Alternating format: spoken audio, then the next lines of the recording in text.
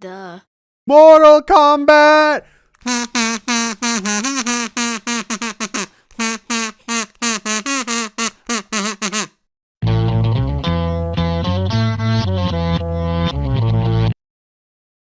Hello everyone, I'm your Finish Him, K-Swope, and we are diving into my review today of Mortal Kombat. So, here's this review is going to work. We're talking about the good things I found about the movie, the bad things I found about the movie. We'll have some notes at the end, and then give it a rating on a scale from 1 to 10. 1, of course, being similar in quality to Stepping on a Lego Brick, and 10, of course, being Citizen Kane-esque film quality. So, let's go ahead and dive right in. Now, just to clarify, this is the Mortal Kombat from 2021. Hopefully the thumbnail and the poster I showed just a minute or two ago makes that clear to you. But either way, we're doing that. Mortal Kombat 2 just came out. I'm actually going to see it later today, so I'll have a review for that up shortly after you see this one. But in the meantime, the good stuff about this film. First things first, I watched this film twice, actually. I saw it once, literally today. I rewatched it today because I'm going into Mortal Kombat 2.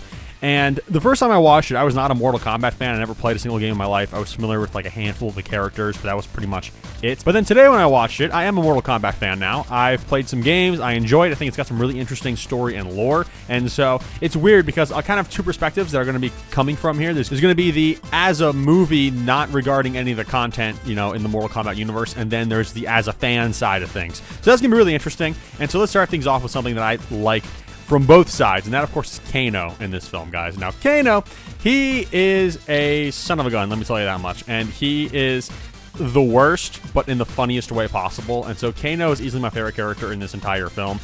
He's really much like a comedic relief character for a majority of it, but I still really enjoyed seeing him. I don't know the actor's name that played him, but either way, he did a great job. He's really, really funny, and so I really appreciated that. But we'll have more on that later. But speaking of Kano, he's also the victim of the sweep kick scene, where if you've ever played Mortal Kombat, Injustice, or any games kind of like that, you'll know that you can do a sweep kick, and you can get people, if you time them at the right time, into just this chain of just sweep kicking them over and over and over again. And it's really annoying if you're the person having it done to you. And there's a scene where that happens, and Kano is the victim of the sweep kick, and I think that is pretty hilarious. Also gotta say, too, Sub-Zero in this film is awesome. And this is the first Sub-Zero, not the second Sub-Zero. And the first Sub-Zero is a lot more powerful, as far as I'm concerned and know. And so it's really, really cool. And he's really a threat to be, reckoned with.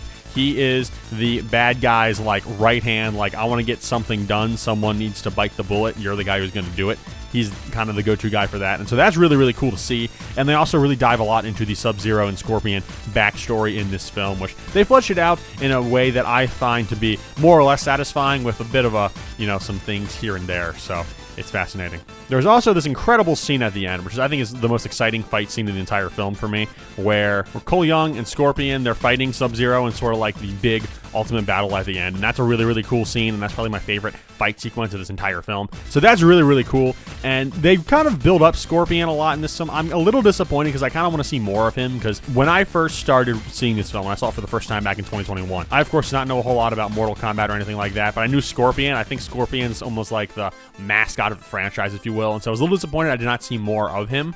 But other than that, what we got was pretty cool, I must say. And like I said, it really does a good job, I think, at telling the story of the origins, if you will, and in a abridged, different, spin on things type of version of the beef and the rivalry between Sub-Zero and Scorpion. Really cool to see. This film also ends with a pretty fun sequence which we basically get discovered that Cole Young is going to go to Hollywood and try to find Johnny Cage for the Mortal Kombat tournament, which is cool. And as you know, Johnny Cage will be being played by Karl Urban in the sequel, so I'm excited to see that. Karl Urban seems to be able to sneak his way into so many big comic book franchises. He's been in Marvel, he's been in The Boys, obviously, he's been Judge Dredd for Pete's sake. He's been in a lot of stuff. So cool to see him. And so Karl Urban's one of those guys that, is like certified fanboy who's actually in the business, and so it's really cool to see him. I really enjoy seeing Karl Urban whenever he shows up. Now, unfortunately, that does end the good section, and before we get into the bad section, I will say this. As a fan, I have a lot of gripes with things that they did in this movie, but before I was a fan, when I first saw this film, I did not have these same gripes. I was just kind of like, oh, okay, that's something. So a lot of these bad things come from someone who enjoys the franchise and likes it as it is, who went back and rewatched this movie after, digging into the franchise a little bit and, liking the lore, liking the characters and things like that. So the first thing I gotta say that I really hate is Cole Young's birthmark and this weird, Mortal Kombat symbol that gets, passed around to people. Really weird. That's nowhere in the games as far as I'm concerned. So I think it's kind of dumb, because in the games, it's usually, got characters switching sides and just kind of doing things on a whim, not because they're chosen to be part of this big tournament. It's because the tournament is going to happen and they are choosing to involve themselves in it in some manner. And so I really just don't like that angle that they put on this. And then with that too, anyone who gets one of these symbols, or in Cole's case it's a birthmark, again that's a whole nother rabbit hole, but they all have this power they can unlock, which I think is really dumb. It's so dumb. It's so dumb, it's brilliant. No! It's just dumb. I think the whole power idea is stupid because you also got characters like Jax, for example. You know, we get to see him lose his arms. Sub-Zero basically freezes his arms off, and then, you know, he's got those mechanical arms, right? Okay. And that's accurate to the second timeline of the game. So I'm not really complaining about that or anything. I think it's all fine. What I am complaining about, though, is the fact that he's got these puny metal arms that come out of nowhere first. So that's just kind of unexplained, and I don't really like that. But then also, his powers, when they emerge, his arms just get upgraded. Now they're just bigger, more metal arms. And I'm like, that doesn't make sense. In the games, he either A, lost the arms, or B, got them put on his implants to help him be a better fighter. And so if he loses the arms in that timeline, he gets them as like his beef up, right? But there's nothing magical about them, nothing mystical, you know, no type of that kind of thing, and I think that's really, really dumb. And I also really hate what they do to Kano's eye, because Kano is known for being like a half cyborg type of person, right? And so having his eye be a laser, and just the one eye too, which is really, really weird, as his like natural power, is really like, I don't like that at all. I don't know how to describe it. It's just, it rubs me the wrong way, and I absolutely hate it, because it's the fact that he's a cyborg that allows him to have the laser eye, and it's just, I don't know. I really don't like that as a fan, and that really, really bugs me. Again, when I was watching this film the first time I ever saw it, without knowing Mortal Kombat, I was like, oh, okay, whatever. So again, it's a big deal to me because I'm a fan, okay? That's kind of where things are getting funky here. And so there's two characters specifically in this film that I really just don't like how they are characterized. And the first one is Liu Kang, okay? Now, Liu Kang, in case you don't know who he is basically the golden boy of Mortal Kombat, okay? He is the first champion. He's the one they're always pushing forward to win the competitions. He's basically the best of the best. And he's got a very, I don't know, humble Steve Rogers-esque thing about him. And they don't treat him like that at all in this film, and I absolutely hate it. Because what it is he's supposed to be, you know, that beacon of hope. He's basically kind of like the Superman of Mortal Kombat, if that makes sense. Not that he's like the most, I mean, he's the most powerful, but it's not like powerful by a long shot like he's a super powerful being. He's like, okay, I'm the best, I've trained, but I need to like stay humble and stay focused, and that's what makes him such a good character. In this film, we have no reason to believe that he is anything special, and I absolutely hate that. I also really hate what they do to Sonya's character. They make it so that she's low-key obsessed with everyone getting those Mortal Kombat birthmark things that show up on people when they take out someone who has the marking.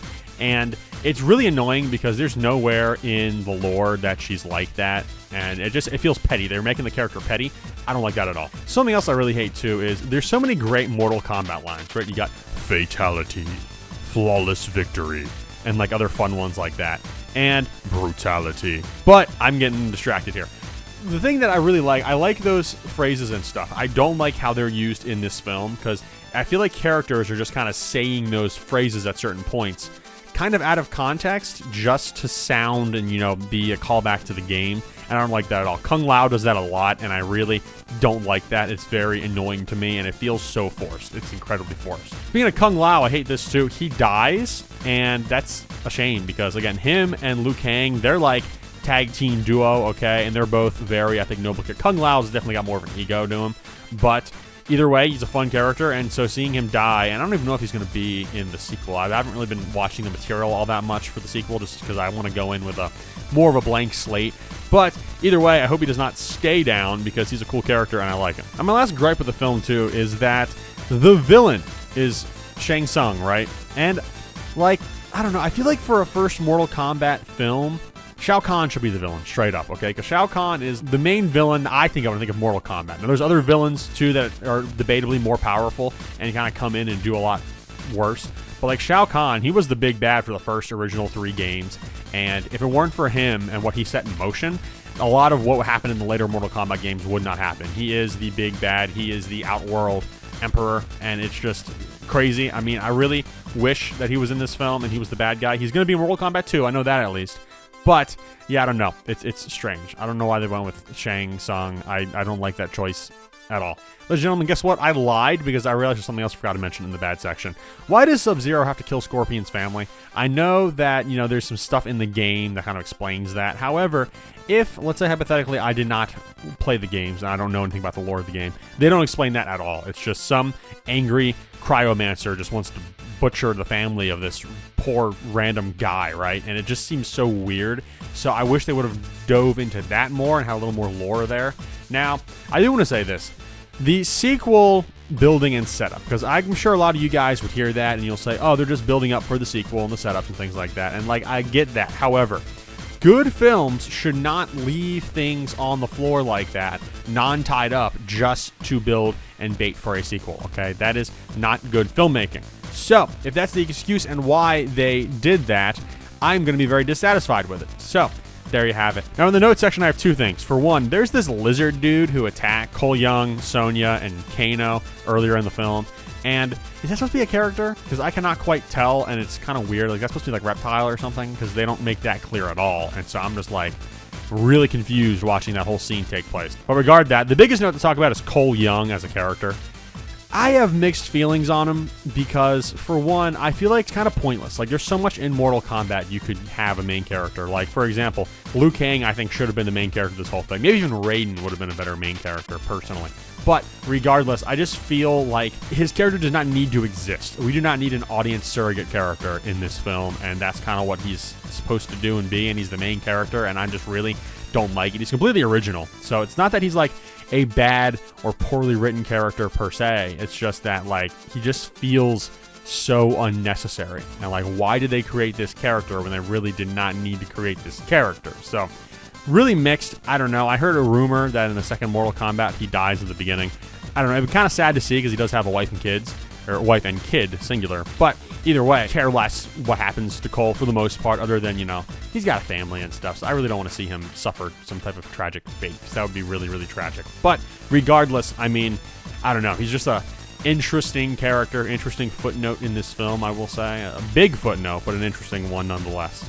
So at the end of the day, first Mortal Kombat film. As a fan, what did I think of it? Well, it's alright. I mean, I don't love it. I didn't think it was terrible. I've not seen any of the other Mortal Kombat films, to be quite honest. None of the older ones, and I've not seen Mortal Kombat 2 yet, which I hear is really, really good. We'll find out about that later today as I'm filming this. But regardless, it's okay. I give it a 6 out of 10. It's not awful, but also, I still felt very lacking as a fan. I wanted them to do so much different, and it was annoying. Certain things annoyed me in this film. Not that it was bad or they did all the characters wrong and dirty, but they did some characters wrong, and I did not appreciate that. And that's kind of where I feel with this whole film. But regardless, end of the day, that's my thoughts. But what did you think of Mortal Kombat? Want to know what you guys thought in the comments. I, of course, am K-Swope. Like I said, be on the lookout. Mortal Kombat 2 review coming out very, very shortly. Don't forget, Jesus loves you, and I will see all of you guys in the next one.